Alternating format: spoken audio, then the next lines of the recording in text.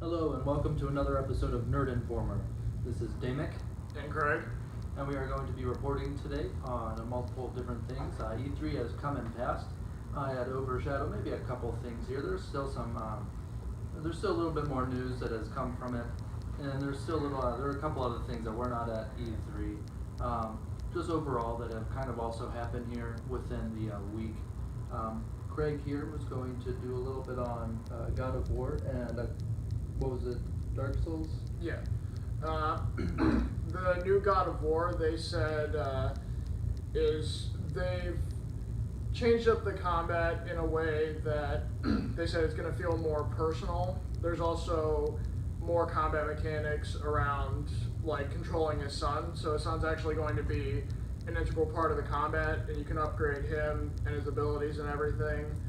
And they said that they're still holding out on whether or not they're going to bring back more elements from the older ones, like having multiple weapons, getting different like elemental attacks for your axe and stuff like that.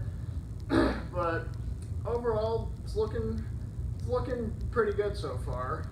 And they also gave a rough time window for the Dark Souls 3 DLC, which they said the first one's supposed to hit in September. Then the second one's going to hit in early 2017. So it's about all of that I have for right now. Okay, and also in regards to Magic news, while we were reporting, I mean, we didn't cover anything, but a new Magic set had been released. It was the Eternal Masters. That was essentially the Modern Masters. It was pretty nice. There were a lot of cool new cards reprinted. More excitably, Force of Will was reprinted. I'm a big fan of blue. But Eternal Masters set came out. This is sitting about $12 a pack. So they're still a little pricey, but you definitely get your value out of most of them. I think the highest thing I pulled was a foil Deathrite Shaman. It's like a $50 card. And then also there's a new set coming out here in the next couple weeks. It'll be Eldritch Moon. That was announced. That is going to be the second set to come out after Shadows over Innistrad. And it is still in the same plane. And Emrakul is back. The card Emrakul is pretty neat. It's definitely not as overpowered as the first Emrakul that came out, but it is definitely unique. I don't know if there's quite going to be a place for it in standard play. You're probably going to see a lot of him in, I imagine, in commander play.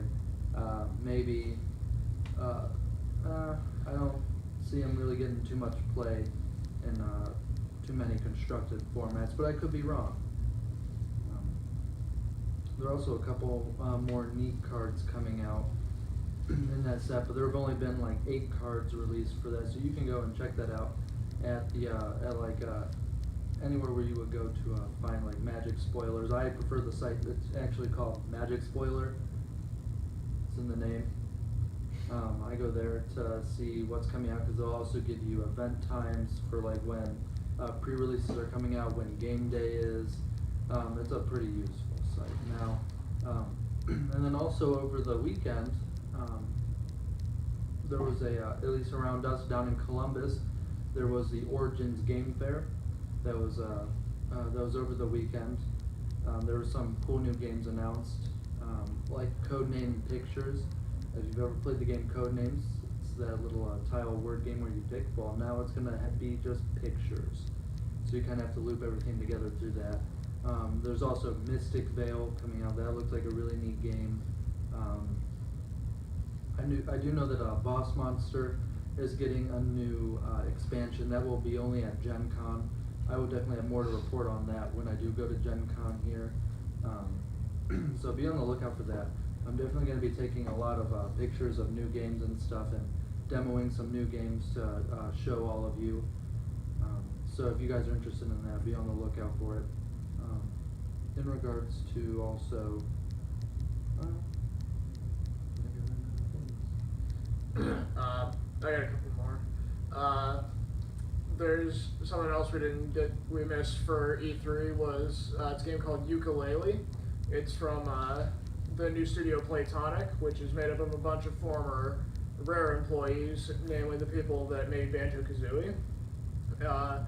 Said it's supposed to kind of bring back the 3D platforming genre. Said that's going to drop in March. And also, something else is that they've announced a new competitive mode for Overwatch.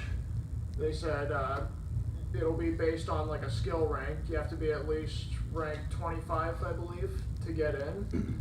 And you'll be matched with people of like a similar skill level, and you can earn different.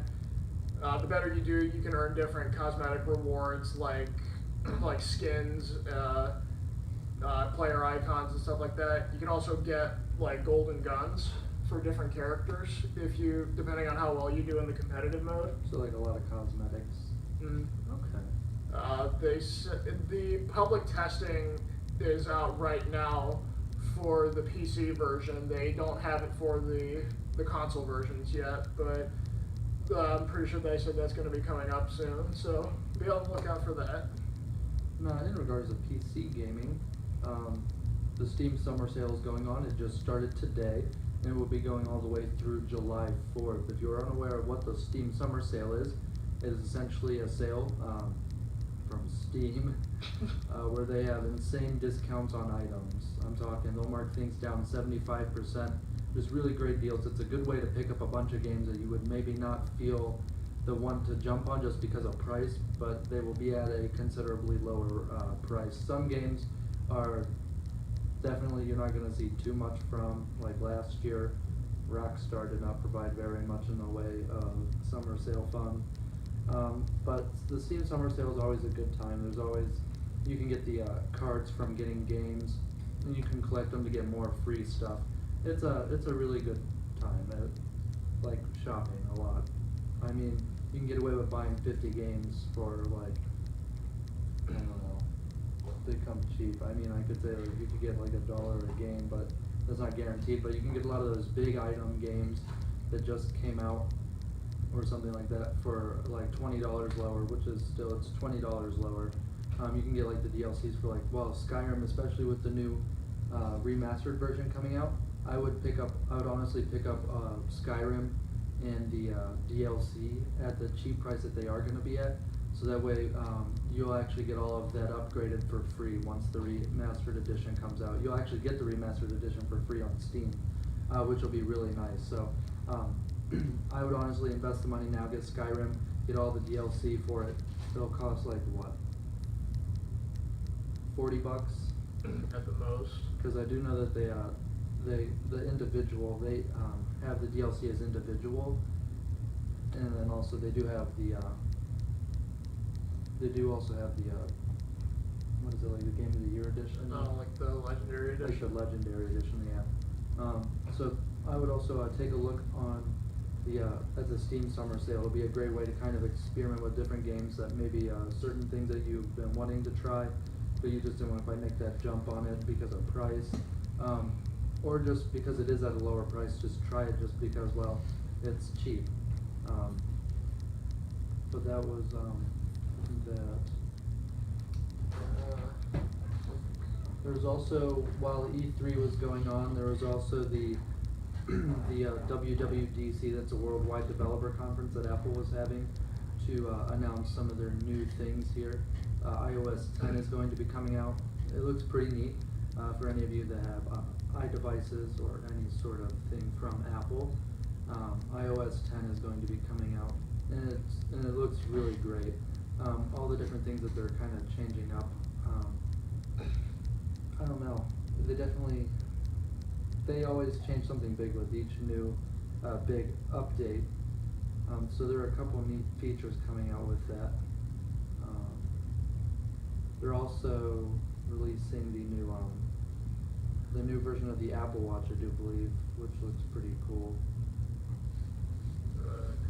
I'm also really looking forward to the new versions of the PS4 and Xbox One, which are like the PS4 and Neo and the Project S for the Xbox One. They said that the Xbox One, the new Xbox One, is going to have like a 2 terabyte storage drive.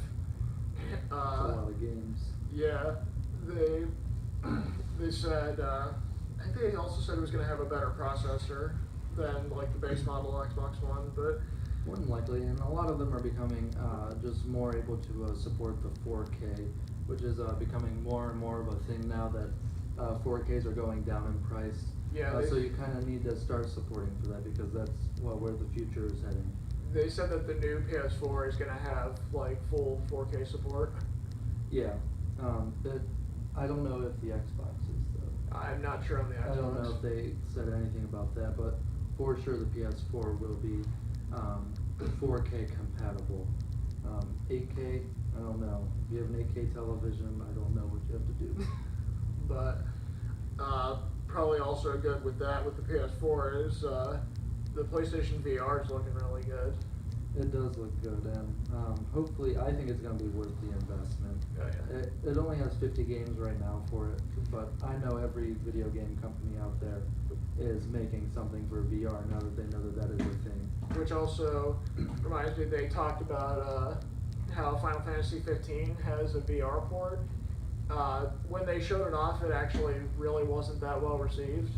Like, it just didn't, they hadn't optimized it well enough to work with the VR tech, but hopefully by the time it comes out, they'll have it fixed and running really well. It's still a relatively new concept, so you have to definitely, there's definitely going to be a lot of kinks rolled out, and it's going to definitely evolve.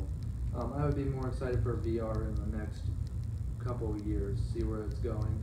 Compared to now, this is just the beginnings, compared to what it's fully going to strive into within the next couple of years here. I think you're definitely going to get more submersive gaming in the future here, so I would look at this more as the beginning of something great. Yeah, I've always been really, really fascinated by all like the new VR stuff and how they're gonna eventually build on that and change that in the future when like technology becomes more advanced and they're able to do more with it. So Yeah. but Well, I think that is all that we have for today. that's about it for today. And then if you're watching, make sure that you give us a thumbs up. Make sure that you subscribe. Like I said, our goal is to get 11 more subscribers to get to that 30 number. And we'll go from there. We'll set our goals. Like I said, our next goal, our big long-term goal here is next year to be at E3. And that can only be done if you guys support us. And what you'll get out of it is good quality news in regards to gaming. And we'll definitely be there to represent all of you when you guys cannot make it there. So make sure that you comment, let us know what we can do to change, and make sure that you just tell us what you want to see and everything like that. And then we also talked about the different other things that we're trying to bring to the channel here. We're going to start doing more like board games, more card games, just gaming in general to show to all of you. Hopefully more Let's Plays or reviews even. So More reviews, yeah. And other than that, I think that is it. So be on the lookout for the next videos to come here. yep. And we're gonna sign off. I'm Damick. I'm Craig.